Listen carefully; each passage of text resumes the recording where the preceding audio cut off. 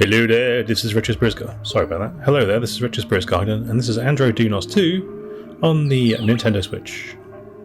This is a belated sequel to ANDRO DUNOS, which you will have played maybe on the Neo Geo or the arcade. This is published by a company called Pixelheart, and it is developed by somebody who I don't know the name of at the moment, can't remember. It'll flash up on the screen in a minute, and then we'll all feel fine. Got some modes here for the screen. So this being a sequel to a Neo Geo game, it's true to the source. It's 2D. It's a 2D shooter. It's on multiple formats. Under license from Visco, because I believe Pixelheart has a license with Visco to re-release all of their games. Just for Games looks like the developer. So yeah, you could buy a reprint of the original ANDRO DUNOS for the AES from Pixelheart's website, which is kind of cool. Anyway, this is a horizontally scrolling 2D shooter, and straight off the bat, it's actually a better game than the original, gameplay-wise. Visually, not so much, but you'll see that from watching the video.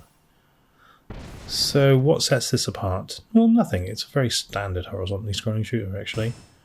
It's a newish release. It was released this year. Why is it on this channel? Well, because it's a sequel to ANDRO DUNOS. So the original Neo Geo game is an expensive game right now. If you were to buy an original cart, you're talking about £1,000. It's not worth that much money. Absolutely not. This game will cost you about 25 quid. And this is probably actually not a bad game for 25 quid. I quite enjoyed this game. It's fairly similar to the original. You have 4 weapons to select from. You'll cycle through. You've got your spread beam there. You've got your forward kind of double hard beam. You've got your backwards and forwards beam.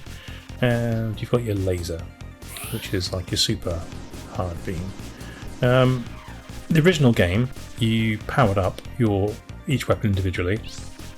And when you used your special move, your special hyper shot there, as it's described, you'd lose a level of power up, which was annoying because it would power down your weapons if you used those shots. On here, you can use the super shots as much as you like, but there's a cooldown period, so you can use it once every so often, which is a way better system.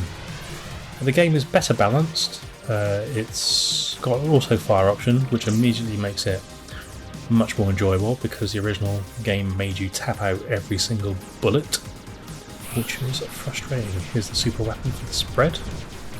So you pick up the blue orbs, and they line up at the bottom of the screen in a similar way to the original, where you'd pick the bees up. This one you pick the orbs up, and if you get to the end of the level with a load of orbs, you get some free power-ups, and you can distribute those across your weapon set as you see fit. So as you can see, the backgrounds are slightly drab. One thing about the Neo Geo original was the backgrounds had a hell of a lot of colours in them, a lot of detail. Not so much parallax, but they were more interesting to look at. This game is kind of true to the original in terms of sprites. Like the sprites are very similar. It uses lots of zooming in and out, which is groovy. But the backgrounds are quite muted, not so colourful or interesting. So that's a little disappointing, but it's fine, it's okay. It plays so much like the original ANDRO DUNOS, but they've improved the systems. So it's taken a middle of the road kind of horizontally scrolling shoot 'em up, improved it slightly, and released it on the Switch. And can't say fairer than that. It's still not a stellar game by any stretch of the imagination. But what it is fairly cheap, and it's mildly diverting. What more can you say about a game than that? Well, you can get awesome games, can't you? So there's lots to say about other games. Anyway, the music on this game is fairly horrible. I'm listening to some very Euro-poppy tunes here, and I'm not enjoying that. But I don't remember the music being a massive feature of the original either. I think the tracks were a bit dull in there. You know, we've got a boss here, look. Oh, he's accompanied by a whirlwind. The bosses are slightly in line with the original game. Slightly boring chunks of bland metals. This one's got a blue eye and large shoulder pad. Therefore, he must die. He must die in a hail of laser. I've powered up my spread shot to level 3 there. I think the maximum you can get each gun to is like a level 6. And I've just changed it to the forward firing weapon. Yeah, those little shield things, those 2 red blobs in front of me, are shields, they do run out. Ooh. Should be paying attention to the purple balls flying towards my face. No one wants purple balls in the face. Do they? Questioning tone. Well, he's had his chips. I've given him short shrift. Lasered his face clean off his robotic skull. Clear bonus. Let's come top my blue balls. If you get 30 blue balls, you get 3 power-ups. Oh, I've got 3 power-ups. There you go. You can spend them as you wish. Here's a list of items you can spend them on. So you got your missiles there as well, which is like a secondary weapon.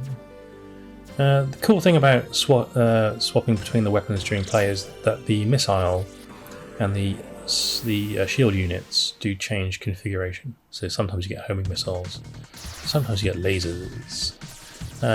You can get this game on multiple formats if you check out the website. Amazon only sells I think it's the PS4 and the Switch version.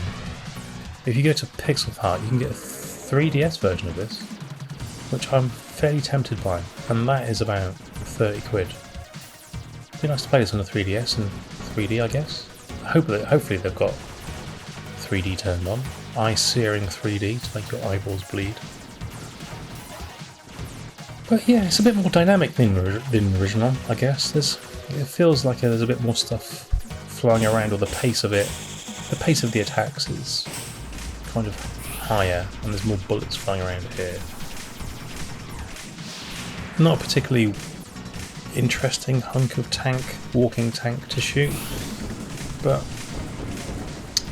they tried. They did try. Yeah, this background's a bit dull, isn't it? So that's the only thing. The game is actually fairly entertaining to play. It's quite slick. The graphics, sprites are pretty good. Background is not so interesting. Music's a bit to your taste, or it isn't. Is it worth 25 quid? Probably. It's probably okay if you can get past the presentation. Certainly wouldn't pay over the odds for it.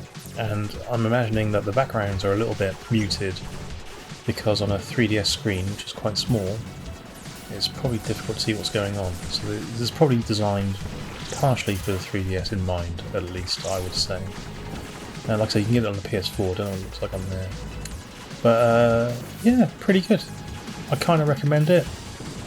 It's an amusing little diversion for a couple of hours. Yeah, nothing too exciting. But then nothing to hate about it either. So well done, Pixelheart. Well done to the game developer, whose forgettable name I've forgotten. And long may the Neo Geo live. Alright then. Watch to the end of the video. I think I'll take on another boss. But I'm out of here right now. See ya later.